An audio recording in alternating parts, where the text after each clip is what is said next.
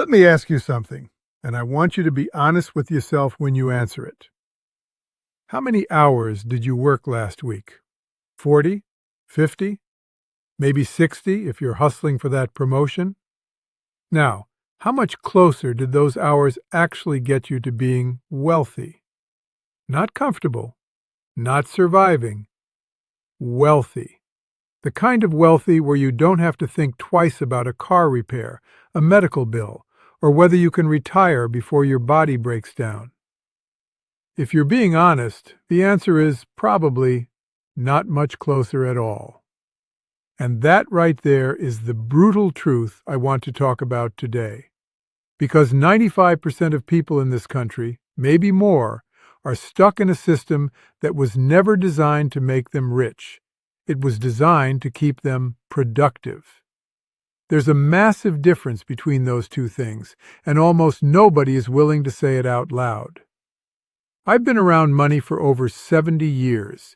I've watched generations of bright, hard-working, decent people walk into the same trap over and over again. And the trap is this. You've been taught from the moment you could understand language that the path to a good life is to get a good job. Work hard, be loyal, climb the ladder, retire at 65. And the people who told you that, your parents, your teachers, your guidance counselors, they weren't lying to you on purpose. They were just telling you what they were told. Nobody stopped to check whether the math actually works. It doesn't. And in the next few minutes, I'm going to show you exactly why. I'm going to show you the hidden mechanics of why a job, even a good one, even one you love, will almost never make you wealthy. And then I'm going to tell you what wealthy people actually do instead. Stay with me, because what I'm about to say will probably make you uncomfortable. Good. Discomfort is the first step toward changing your life.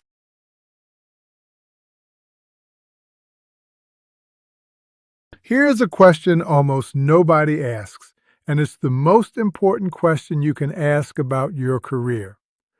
What is 1 hour of your life actually worth? Let's do the math together. Say you make $60,000 a year.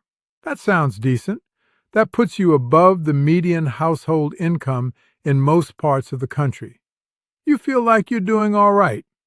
But let's break it down.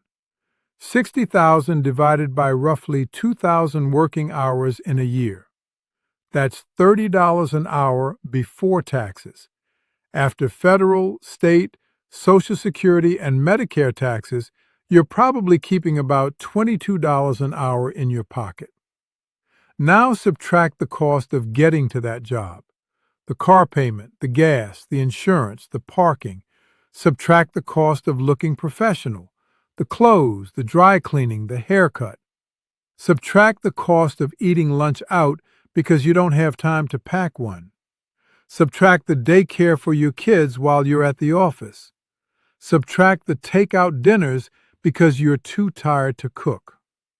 By the time you're done with all of those subtractions, that $30 an hour is more like $12, maybe $14 if you're lucky. $12 an hour for the most precious, non-renewable resource you have, your time. The hours of your life you can never, ever get back. Here's what makes me angry about this. Your employer knows exactly what you cost them. They calculated it down to the penny before they hired you.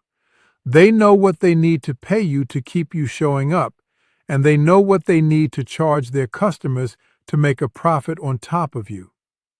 The gap between what you're paid and what you're worth to that company, that gap is somebody else's wealth. It's not yours. It never will be. That's not evil. That's not a conspiracy. That's just business. But you need to understand it. Because the moment you understand that your job is built around extracting value from your time, you start to see why no amount of working harder is going to change your situation.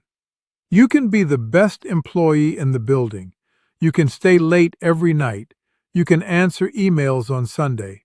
And at the end of 40 years, you'll have a gold watch, a pension that doesn't cover your medication, and a deep suspicion that you got cheated somewhere along the way. You did.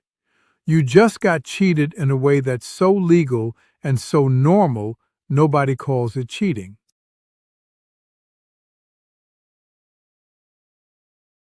Now I want to walk you through 5 specific reasons why the employment trap is so hard to escape. Pay close attention because once you see these, you can't unsee them. Truth number 1. Your income is capped, but your time isn't. There are only 24 hours in a day. There are only 7 days in a week.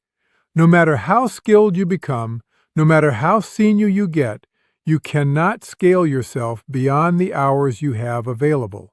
A doctor making $400,000 a year is still trading hours for dollars. Their hourly rate is just bigger. The moment they stop seeing patients, the income stops.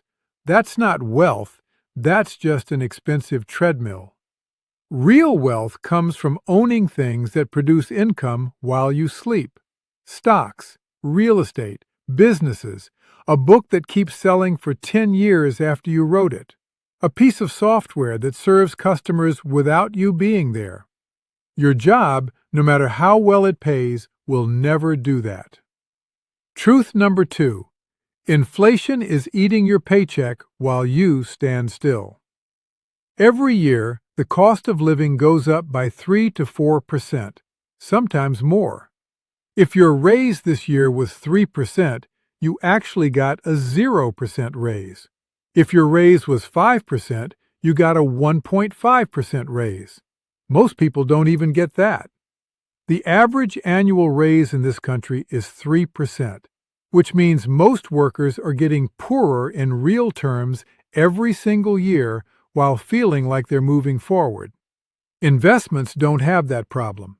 A portfolio of solid index funds has historically returned about 10% a year on average. That's 10% growth on top of money you already have, while you sleep, while you vacation, while you do absolutely nothing. The gap between 3% and 10% over 30 years is the difference between retiring with $300,000 and retiring with $3 million. Same starting point, different vehicles. Truth number 3. Your job creates a single point of failure. If you have one income source, you have one heartbeat away from financial disaster. Lose that job, and within 60 days, you're behind on everything. The mortgage, the car payment, the credit cards, the kids' activities. Most American families are one missed paycheck away from a crisis, and that includes families making 6 figures. Wealthy people don't have one income source, they have 5, 7, 10. Dividends from stocks, rent from properties, royalties from intellectual property, distributions from businesses, interest from bonds. If one of those streams dries up, the others keep them afloat. That's not luck, that's structural. They built it on purpose because they understood that depending on a single employer is the financial equivalent of standing on one leg in a windstorm. Truth number 4. Your job actively prevents you from building wealth. Think about this carefully. The hours you spend at your job are hours you cannot spend learning to invest, building a side business, developing a skill that pays residuals, or networking with people who could change your trajectory. Your job isn't just paying you a small wage, it's also taking away the very time you would need to build something bigger. Your boss doesn't want you to start your own business. Your boss wants you focused, available, and slightly afraid of losing your position. That fear is the leash. As long as you're worried about your performance review, you're not going to take the risks that actually build wealth. The system is designed to keep you exactly where you are, productive enough to be valuable, scared enough not to leave. Truth number 5. The tax code is built against employees. This one will make your blood boil if you really understand it. When you're an employee, the government takes its cut of your paycheck before you ever see it. You earn money, you get taxed, then you spend what's left. That's the W-2 lifestyle. Business owners and investors play by a completely different set of rules. They earn money, they spend on legitimate business expenses, and they get taxed on what's left over. That's a massive difference. A business owner can deduct their car, part of their home, their travel, their meals with clients, their internet, their phone. By the time the tax bill comes, the taxable income is a fraction of what they actually brought in. This isn't a loophole. This isn't cheating. This is the tax code as it was written, on purpose, by people who understood that the country needs business owners and investors more than it needs employees. The wealthy didn't sneak through a back door. They walked through the front door that's been open the whole time. The only reason most people don't walk through it is that nobody told them it was there.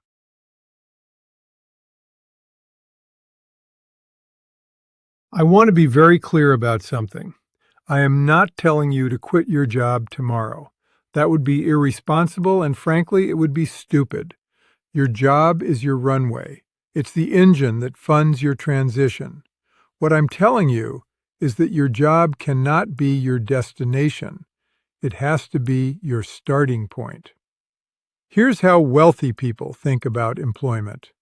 A job, for them, is a temporary stage. It's a way to generate capital that they can convert into assets. They're not working to spend, they're working to invest. Every paycheck that comes in is split into two categories before anything else happens. There's the money for living, and there's the money for buying freedom. The money for freedom goes to work immediately. It buys shares of businesses. It buys real estate. It buys education that produces a return. It buys other people's time so they can scale beyond their own hours. Compare that to the average employee. The paycheck comes in, the bills go out, whatever's left disappears into restaurants and gadgets and weekend entertainment, and by the next pay period, the bank account is back to zero. Repeat for 40 years. That's the entire financial life of most Americans, and they wonder at the end of it why they have nothing to show. The transition from employee thinking to owner thinking starts the moment you decide that the purpose of your income is not to fund a lifestyle. It's to fund an exit.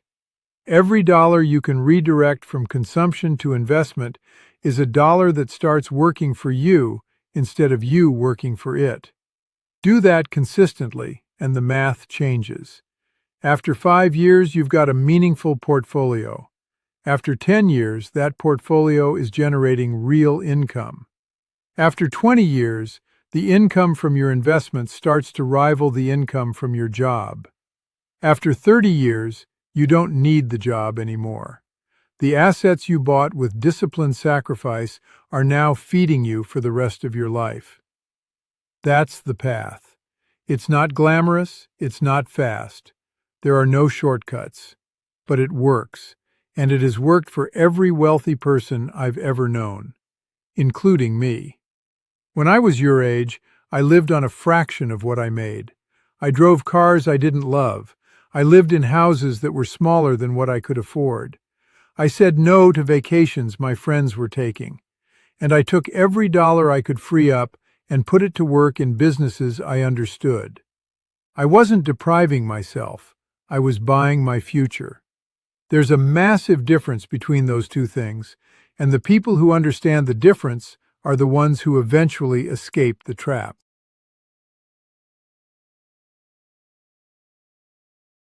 Let me give you the action plan, because I'm not interested in giving you information that just makes you feel motivated for an hour and then evaporates by tomorrow morning. I want you to do something with this today. First, calculate your real hourly wage. Take your annual income, subtract your taxes, subtract every cost related to your job, and divide by the actual hours you spend on work-related activities, including commuting and recovery time. The number that comes out the other end is going to shock you. Write it down. Look at it every time you're tempted to buy something. Ask yourself how many hours of your life that purchase actually costs. Second, open a brokerage account this week. Not next month, this week. It takes 15 minutes online. Use Fidelity, use Vanguard, use Schwab. The platform doesn't matter. What matters is that the account exists. Then set up an automatic transfer from your checking account to your brokerage account that happens the day after each paycheck hits. Start with whatever number doesn't terrify you. $50, $100, $200. The amount matters less than the consistency. Third, buy a low-cost S&P 500 index fund with that money. Don't try to pick stocks. Don't try to time the market. Don't listen to anyone telling you they have a system. Just buy the index. Buy it on a schedule. Don't sell it for 20 years. That's it. That's the entire strategy. Boring? Yes. Effective? Almost guaranteed if you give it enough time. Fourth, start working on an income source that isn't tied to your hours. This is the part that takes courage. It might be learning a skill you can freelance on weekends. It might be starting a small business that you build on the side. It might be buying a single rental property and learning how to manage it. It doesn't matter what it is. What matters is that you have something growing outside of your employer's control. Fifth, and this is the hardest one, change who you spend time with. The people around you are setting the ceiling on what you believe is possible. If everyone in your life thinks owning a business is risky, thinks the stock market is a casino, thinks wealthy people just got lucky, you will absorb those beliefs whether you want to or not. Find people who think differently. Read books written by people who built wealth. Listen to interviews with business owners. Surround your mind with the kind of thinking you want to develop, even if you can't surround your physical life with it yet. Here's the truth I want to leave you with. The reason 95% of people never get rich isn't that they're lazy. It isn't that they're stupid. It isn't that they didn't get a good enough job. It's that they spent their entire working lives trading the one resource they could never get back, their time, for a paycheck that was specifically calibrated to keep them coming back next week. The way out is not to work harder at the same trap. The way out is to stop selling your time and start buying assets. Every dollar you can redirect from consumption to ownership is a small act of rebellion against a system that wants you exactly where you are. You've got one life. You've got one set of working years. You can spend them building somebody else's wealth, or you can spend them building your own. Nobody is going to make that decision for you. Nobody is going to come along and grant you permission. The starting gun went off the day you got your first paycheck, and every paycheck since has been another chance to choose differently. Save this video. Watch it again in 90 days and ask yourself honestly what changed. If nothing changed, watch it again. Eventually something has to give. Either you change or you accept where you are. Both are choices. If this hit you the way I hope it did, subscribe, because I'm going to keep telling the truth about money the way nobody told me when I was starting out. And here's your homework before you close this video. Pick one number, just one. The amount you're going to invest this week. Write it down, set up the transfer, start. The wealthy aren't smarter than you. They're not luckier than you. They just stopped selling their time at a discount and started buying their freedom one share at a time. You can do the same thing, starting today.